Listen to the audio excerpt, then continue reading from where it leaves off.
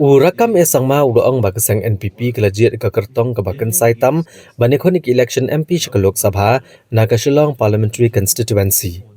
Uloong baki NPP kala jied di Dr. Amprin lengdo kum ka Kyrtong ka Kynsai Tam bat kalong keme ka Biang Tam na ka election MP ka Lok Sabha.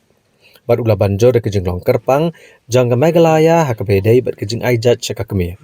Bat kalong ka bakongsan ban jied ya ka keme ban mikmat na ka Shillong parliamentary constituency syaka yang dorbar thawan kari. Rakkam e sangma uloong bai Dr. Amprin idei Biang Tam bat kinong shnong ka Shillong parliamentary constituency kin sngo sarong ban sakhi ba I Dr. Amprin lengdo inkran ha ka yang dorbar thawan kari. Nobody should blame NPP. We have given you the best candidate, the best woman, the best person in the state. Now it is the voters of Shillong parliamentary seats to decide whom you want to send to Delhi. You want to send the mother for your pride, the mother of Meghalayas to represent in Delhi.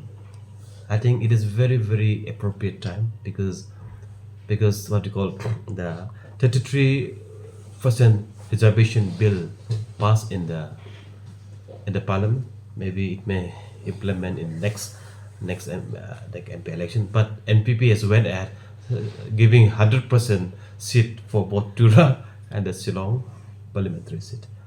But having said so, I don't see any reason of NPP not winning this MP election from Shillong parliamentary seat as well as in Tura. So therefore, I think Madam Amprin is among the best fitted individual to represent Shillong, which suit the Shillong standard in parliament.